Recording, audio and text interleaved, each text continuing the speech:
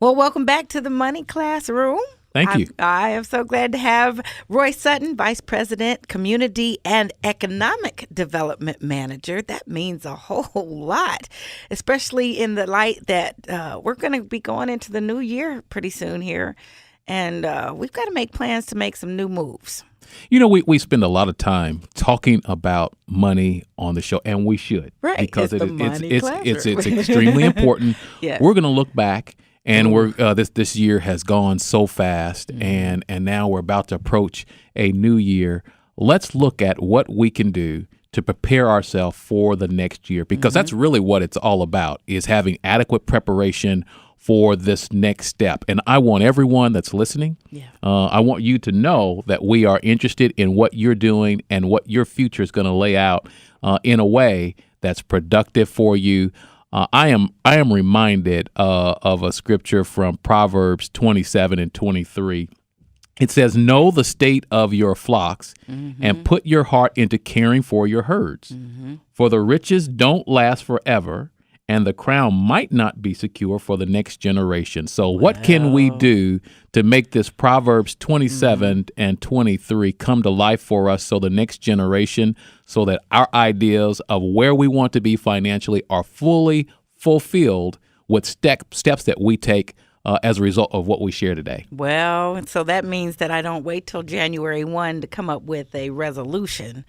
I am setting some things in order today. We've got some action-packed steps for people to take today. They can start now with the idea that 2014 or what and beyond is going to be so much better as a result of what they do. And what we're going to start off first by doing is recognizing that it's important for you to pay yourself first. Pay yourself first. That is, when you think about the income that you have coming into your household, you're paying Visa, MasterCard, Ameren, and all these other obligations and bills. Those are things that we have to do. But the first payment ought to be to yourself by putting some money away in a savings account. Put it away for you, so that when an emergency comes or something that you're planning, that you've got the resources in place to take care of that. The way that you do that is by auto-deducting those. You auto-deduct that right out of your account, so you never even see the money. We'd have to, because if we look at our situation and we say these things must be taken care of by the time we save some or think we're going to save some for ourselves at the end, there isn't anything left. And you can do that through your employer. You can, if you use online banking, you can automatically have it deducted that way, or you can have your bank to automatically pull that money into a savings account. So if we start out 2014, we start out the new year with the idea that we're just going to put a little bit aside. Maybe it is $5 per paycheck. Maybe it's $20. We just have to decide what that amount is going to be and stick with it as a regular routine, so that we can see that money grow. Now, is something else going to be hurting on the other end if I give up this 5 and 10 now?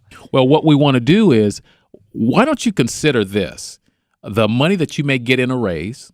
Some people maybe get a bonus at the end of the year or a little bit extra. Take the money that you get from your raise, rather than thinking about how you're going to spend that. Think about how you're going to save that. Put that money away. You don't have that money right now. So why not just put that money away? Continue to live the lifestyle that you're living. Put that money, the new money, away into an account, and you're going to feel so much better. Instead of thinking about how I'm going to spend it, let me think about how I'm going to save it. Totally love the reframing there.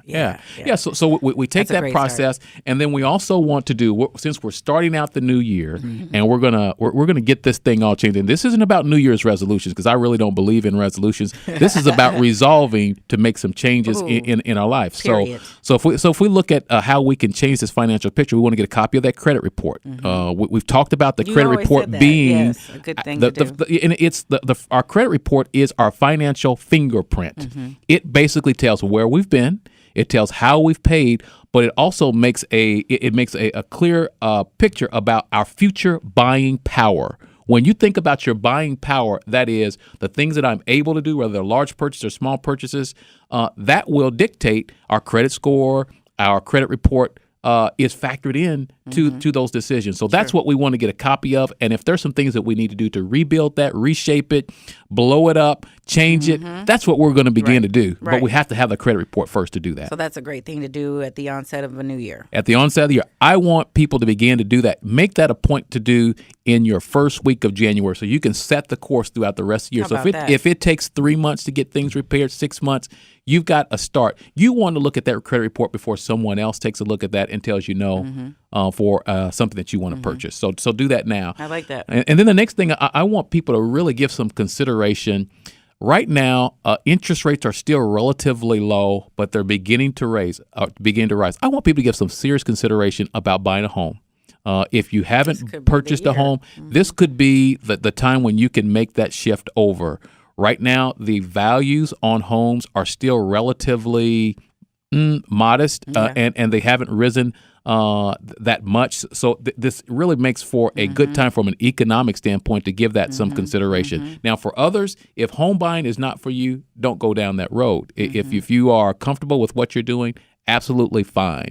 But for those who are really giving some thought about home ownership, this will be the time to go ahead and consider that. Excellent. I'm glad you included that economic part about it. With you being the economic development manager, that really adds a lot of value to this conversation. Yeah, and you really have to watch the markets. And right now, as we see interest rates beginning to creep up, they're still at, I consider, historic lows when you look at from over the continuum of time. So it's a good time to really consider that. Nice. The other thing, too, is oftentimes we don't really think about the things that bring us joy.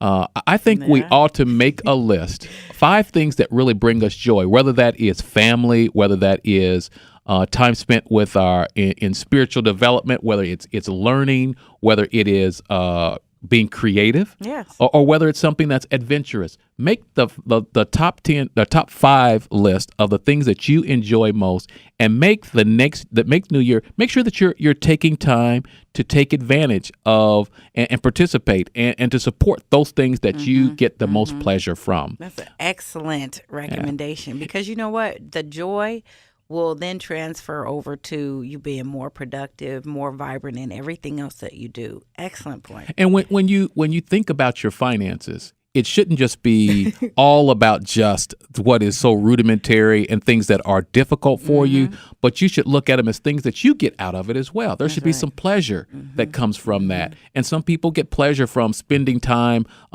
reading or spending time with family. Yeah. Have you factored that into your spending plan for next year? Did you say spending plan? Your spending plan. What spending plan? Some people call it a budget. I don't like to use that word budget, but a spending plan is basically directing your dollars where they ought to go. You're the boss of your dollars. Yeah, make them do what you want them to do. Now, we all have obligations. Yes, we understand that.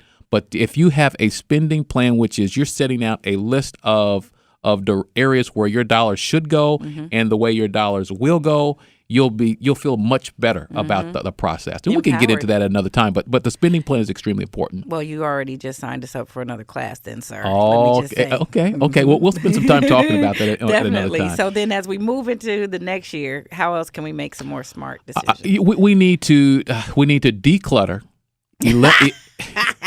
Are you talking about me? Well, I might be talking about myself. Right. Simplify and eliminate. Declutter, simplify, and eliminate. And that is the things that are around us right now that we know we haven't even touched or used over the last 2 years. But I might use it for this. You might. I might just have it for that. You might.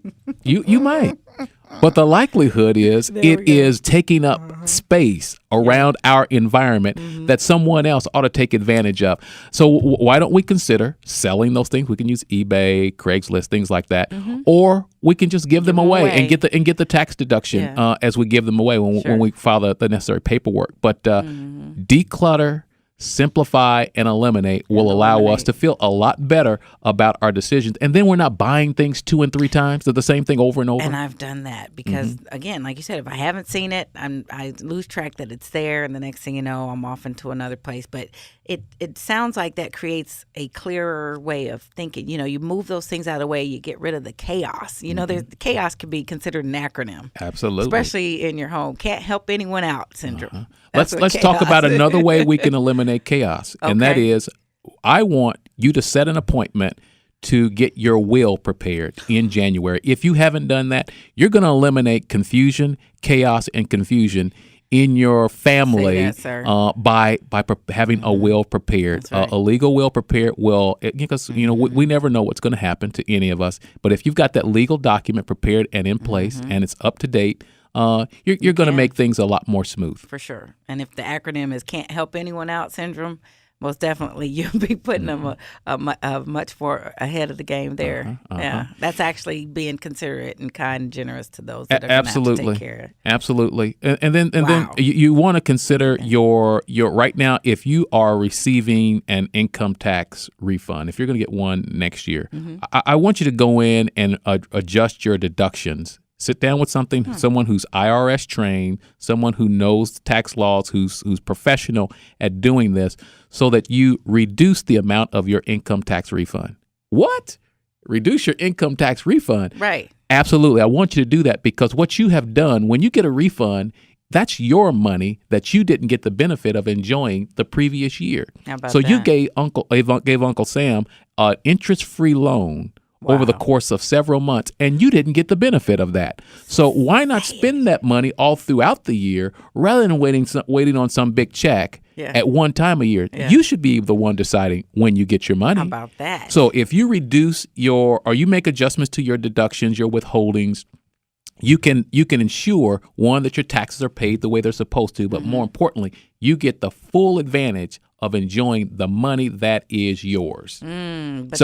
So then, but getting an understanding of how much that would be, then that would mean looking at what a little more closely, so we could utilize that. Right. Well, you're going to sit down with your preparer, and they'll help walk you through that and how you can gain greater benefits of adjusting your deductions based upon your income or your projected income. They Family can give you some makeup and assistance. all those things, because they know what they are. It's not that those things are suddenly come into play in April. Exactly. They'll be in play all year. And I love how you said we just gave an interest-free loan and don't get to see any benefit of that. I definitely want to do it differently. Because I like charging interest on my money. I bet you do. I won't. So my $5 is going to it's going to take on some interest, which is fine. We're for them to use your money, that makes sense. And talking about our money, we want to look at how we can pay down some debts. Now, how do we attack the method of paying down debts? That is extremely important that we do that. Paying down our debts. We can use the income tax refund that we get this year. Maybe we can use our raise, but we want to double up on a payment. Don't pay the minimum amount if we can do that. That's right. So that we can get the advantage of paying off a lot quicker. Sure. That way. But make that a real priority. List out those debts. Know exactly what you have, and then put together a strategy to pay off those debts and make it a high priority, because ultimately what that's going to do for you, then you're going to have more disposable income available to you, and the things that you want to do, the things that you're thinking about, that top 5 list, then you can begin to do a lot more of those things when you have less debt. That's right. That's right. Maybe we should be looking at our list of debts now so that we can go ahead and work out that strategy and put it in place in January and not lose any time at the beginning of the year to go at it. Well, and if you do that, you don't want to sit down with someone. If you decide to get some assistance or some professional help on this, there are lots of sources that are absolutely free, who are professional, who are qualified, who will do the right thing for you. Anyone who tells you that they can do all of this for you at some exorbitant fee or some high price, will really be very wary of those, because most of those firms are looking for a way to get back into your wallet and then place you back in further debt, which you don't want. And in most cases, they can't do anything for you that you can't do for yourself. And not to be fooled by that whole consolidation idea, because there are some other fees and things built into that in some cases for these. Yeah, and if you're talking about consolidating and you haven't changed your behaviors and your habits, you haven't made a difference in your situation. You got to have a change of heart. You got to have a change of mind in order for that to be effective for you. See. The other thing I want people to give some consideration to, as you think about your golden years, you want your golden years to be golden? I do. If you want to be golden, if I can. and most of us do not have a trust fund. We're not going to have some inheritance that's coming our way. Increase your contribution towards your retirement. so that you have some money set aside for those years. Because we can't necessarily depend on Social Security. We can't depend upon a lot of different things. Maybe even our children may not be able to help us when we get in our golden year. So why don't we put more aside this year? At least put in enough money in your 403B, 401k, your IRA to at least match your employer's contribution that they're already giving. Nice. That's free money. Right. At least do that. And what I recommend is, for those who are trying to think through this process, try to increase your retirement contribution at least 1% next year. Right. So try to think about how you can do that, because ultimately it's going to pay you more than 1% when you retire when later you on. need to go see it, and you won't miss that 1% right off. And really, that's kind of a gentle way to move us along to a greater savings toward that. So excellent. Yeah, a little bit of sacrifice now means a great benefit later on. And then the last one that I'd like to share is a principle that I think is tried and true, that it helps people to really stabilize. How much should I spend on this? What makes sense? How do I know if I've got a spending plan that makes sense? Think of it this way: 50% to your needs, 30% to your wants, 10% to giving, and 10% to savings. Let me say that again. 50% to your needs, 30% to your wants, 10% to your giving. That could be tithes, or it could be contributions to organizations that you support, and then 10% towards savings. Yeah. If you do that, if you align your spending plan in that manner, you're going to see some tremendous blessings come on for you. You're going to see other people around you that are going to be blessed. And if we go back to Proverbs 27 that we started with, what it will allow you to do in verse 27 of Proverbs 27, it says, "You will have enough goat's milk for you, your family, and your servants." So put it in today's terms, you're going to have stuff overflowing. You're going to have more than enough to supply for your needs, and you're going to be blessed in a tremendous way. Yeah, and it sounds really familiar for you, yourself, and your family, and your future. That's absolutely. Right. That's exactly what we believe, and we want everyone out there that's listening to this to make the new year a great year because of these steps that you take. Excellent. Smart money moves for the new year. Thank you, Royce. You're welcome.